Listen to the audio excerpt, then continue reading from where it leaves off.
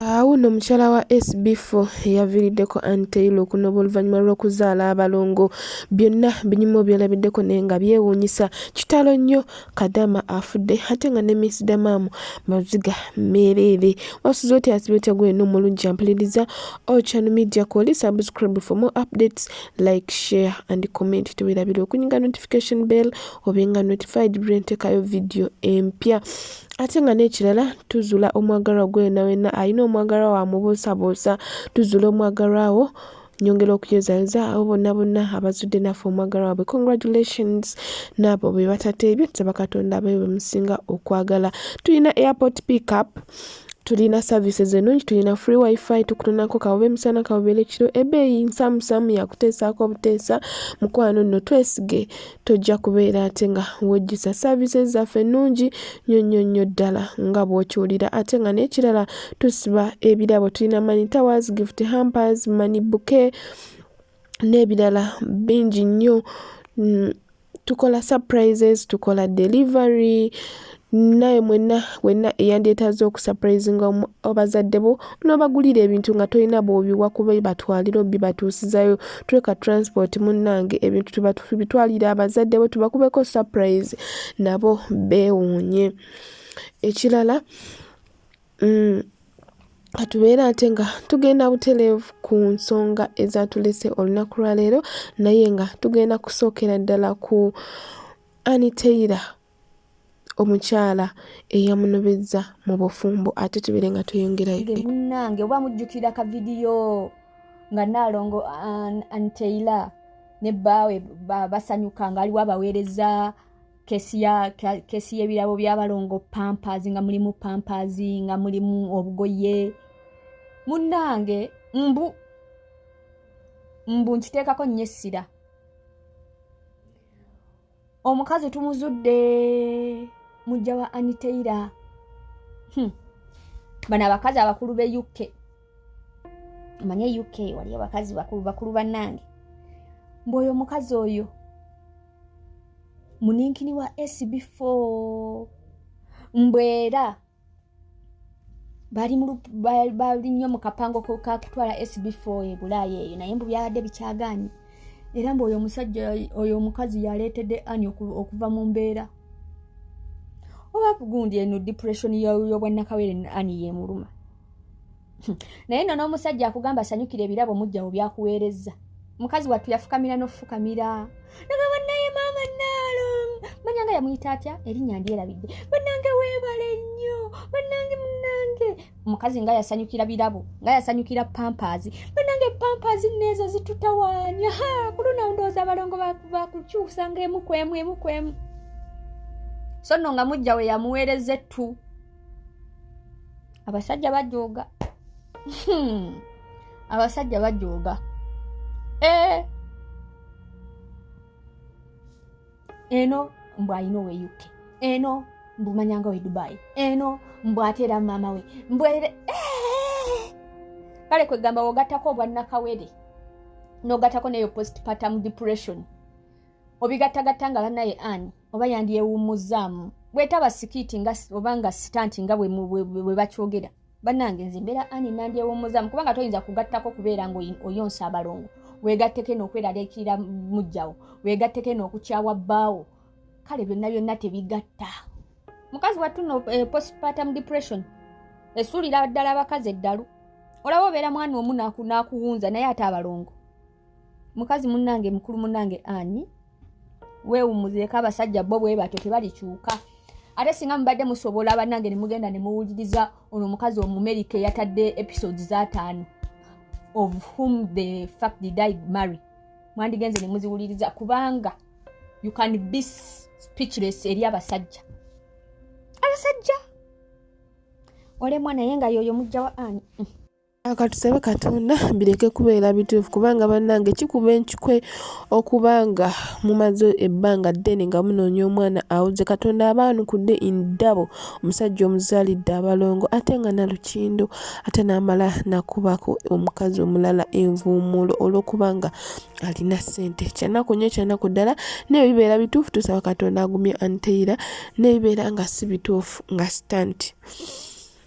Kati weyongereyo olabe ate Kadaama bambi eyafudde Katonda gwe yajjuludde gwe yajje mu bulamu bw'ensi naki ekyamuviiriddeko bulwadde ki n'ebirala bingi nnyo weerabireko.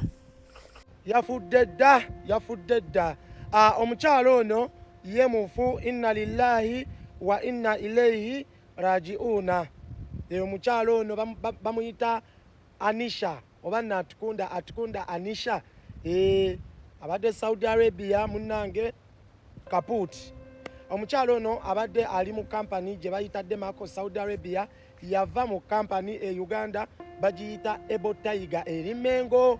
Amunnange ono bambi yoyaawo nga w'omulaba ng'ajja okuva ku airport yali masanyu kwegamba bambi nga musanyufu nnyo. Famire y'omwana ono yeeno amanyi ku famire eno abantu baneno bategeeze ti omwana waabwe bambi inna lillahi wa inna ilayhi rajiuna yafadda. Kakati omukyalo ono bamutwala mu ddwaliro bamuddusa mu ddwaliro oluvannyuma lw'okulwana ne mukama we. Mukama we bambi n'agenda n'amusindika. Waliwo ensonga ezaaliwo mukama we n'agenda n'amusindika omuwala n'agwa wansi omusayi ne gumugenda mu bwongo. Kati bambi we bamuggyaawo nga apookya n'obulamu kamaama ne bakaddusa mu ddwaliro okutuuka mu ddwaliro nga balina mukolako sajjale ya bwongo bamukoleko operation. Nga omanye Saudi Arabia ebibaayo ti we balaba nga era ddala mu butuufu osobola owona mu butuufu tosobola wona kuba bali abasajja banywi basigala baagala nnyo ensigo era bye birwadde bibaluma kansa nsigo biki bali banywi basigala baagala nnyo ensigo. Tukimanyi bulungi nti newe yandibadde mulamu era bandibadde bagamba mufu kubanga they lack balakinga ensigo ezo zifuna za bbeeyi. So bambi muganda waffe teyaluwonye naye nga yabadde bagenze mukolako operation ya kumutereeza bwongo. Puliddeko audio notes ez'omusawo gwe bakubidde ng'agamba nti nga mulamu before zempuliddeko before nga mulamu naye ng'agamba nti bali kukola bukubirire omwana abeere ng'awona era omusawo n'agamba inshallah ajja beera ng'atereera. Omukyalo ono bambi Anisha Natukunda abadde mu ddwaliro okumala emyezi 3. Myezi 3 bannayuganda be baatubuusizza ne bagamba waliwo omwana eyajja wano eno naye nga tulaba tavaawo. Ne bakubirako kampani ya Ebo Tiger Emengo ne bagitegeeza ku nsonga y'omwana ono gwe baatwala Ebo Tiger Emengo. Babakubira ne babategeeza ku nsonga y'omwana eno nga tannatabuka ne mutafaayo ng'omwana yeetaaga kuddizibwa waka at least ajjanjabwe mu nsi ye. Ne mutafaayo tewali kye mwakola. Akakati omwana ono atuuse Allah munnange obulamu n'abumuggyako Allah kubanga yuhi wa yumit yawo obulamu ate yajjawo kamaama ne kava mu bulamu bw'ensi. Myezi 3 mayiti eri mu ddwaliro teri afaayo. Bannayuganda bakkirina bakola mu ddwaliro eryo be baatubiddeko ne batugamba bannange Anisha yeetaaga okuddeeka awummule mirembe.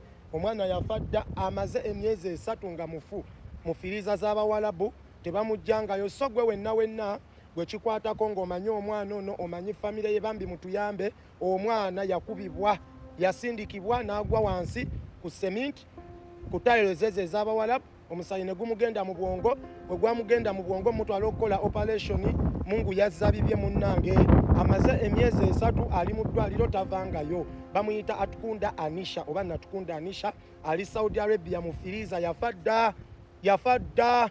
Kale gwe wenna gwe kikwatako ng'omanyi ku famire ye eno nga naawe yennyini omwana ono badde omumanyi communicating ne famire ye.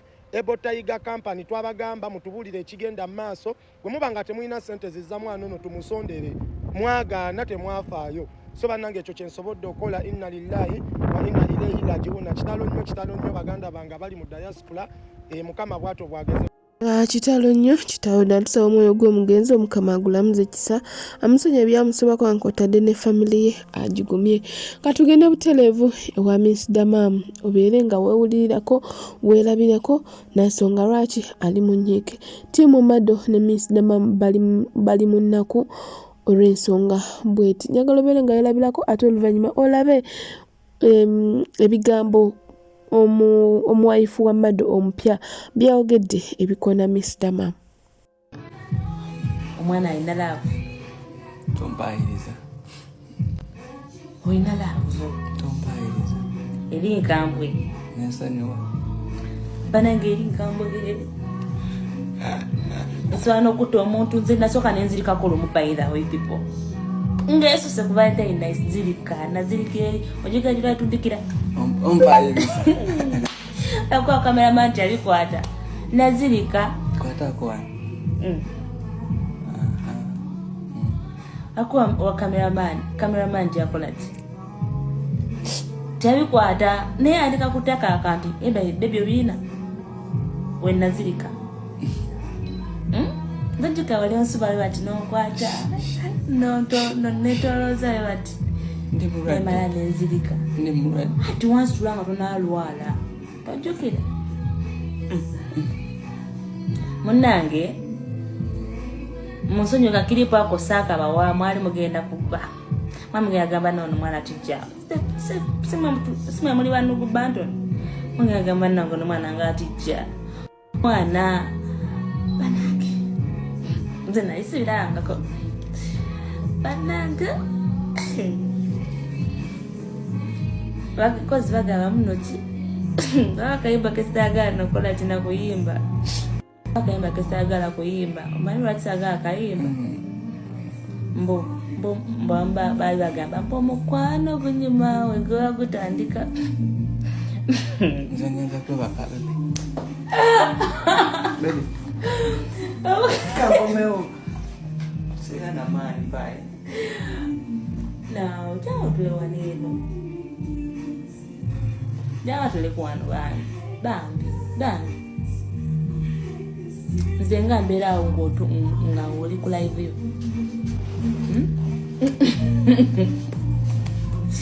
Alo baga.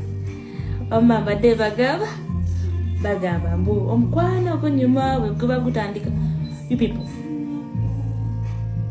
Yes, gunyuma. N'ebigambo byonna.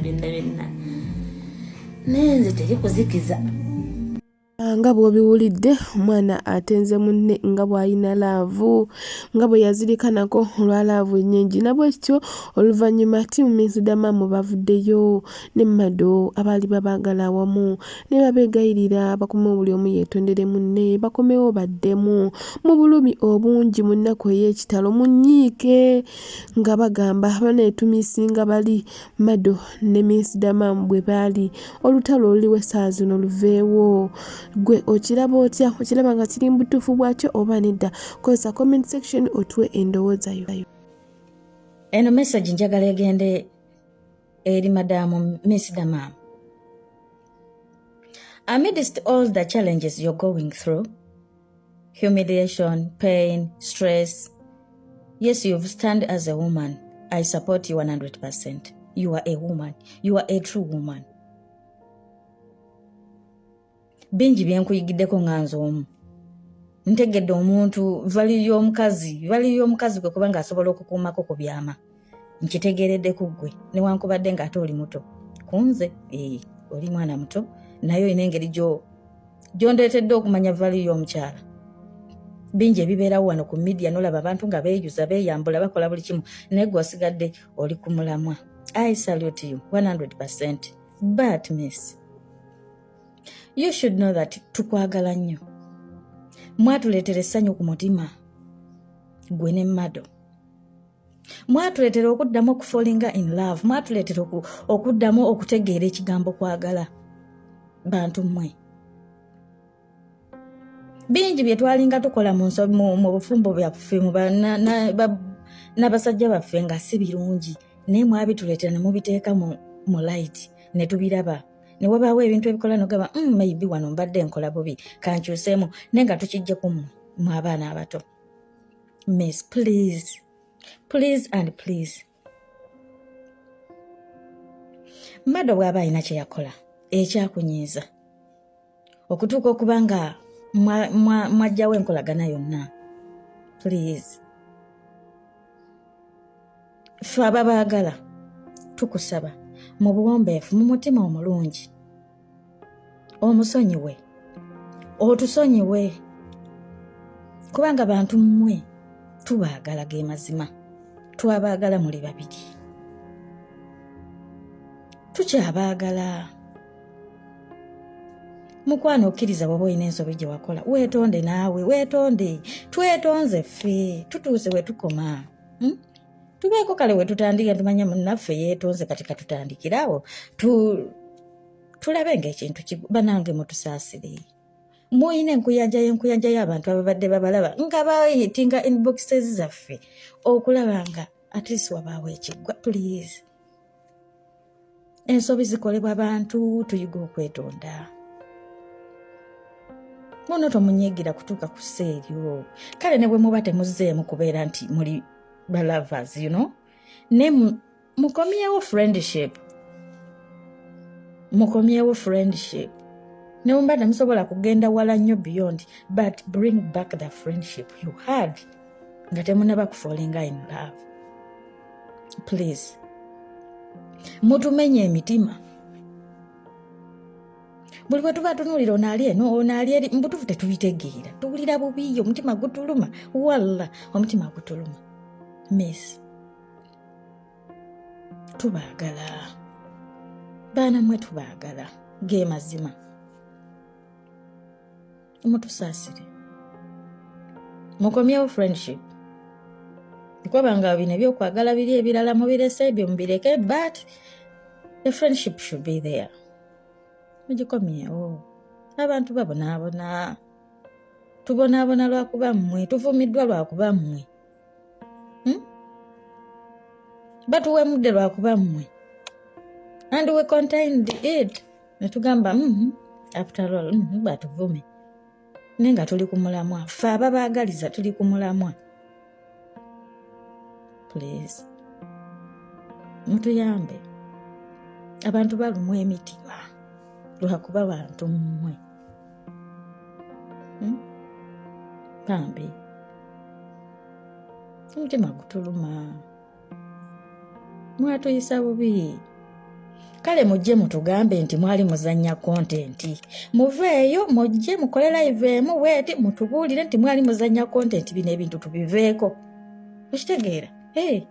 Mukole live emu weeti mwenna mutugambe nti mwali muzannya content. Tukite. Muleke tulumya mutima kutuuka ku sseebyo. No, please. Mujje mutugambe nti yali content. Tetwagala kubiwulira mu lugambo. Muveeyo mulwatu mutugambe nti bannange mutusonyiwe yali content. Tukite. Abantu balumu emitima. Mutuluma walla. Walla mutuluma. Nabwe ensonga bwe ziri, abaana balina obulumi bungi ku mutima. Nyongera okujjukiza tulina airport pickup, tulina services ennungi, tulina free wifi, tokubunoona kabobe bwa misana, kabobe bwa kiro, ennyonyi egenda okutuuka bwoti bw'okulandinga. Ffe nga twatuuse dda ku airport munnange tukulindiridde. Twesige mukwana, kabiika kasaamusaamu kakuteesaako buteesa, tojja kwejjusa. Tukuzuulira omwagalwa gwe wenna alina omwagalwa ng'omubuusabuusa, tokyamutegeera. Munnange twekwate omuzuule ate omanye ewatuufu woogwa. Tusiba ebirabo, tukola surprises enjawulo, tukola delivery, tulina money towers, gift hampers, money bouquet, fruit baskets n'ebirala bingi nnyo. Ennamba kweli ku screen y'omukono twesige, tojja kubeera ate nga wejjusa. Ate nga n'ekirala tusiba ebirabo by'oku mikolo ng'okwanjula, okukyala, birthdays.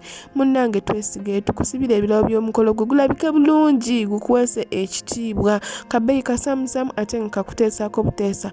Twesige mukwano, tojja kubeera ate nga wejjusa. Oluchannel media kokyali, subscribe for more updates, like, share and comment. Weerabire okunyiga notification bell obenga notified bwe nteekawo video.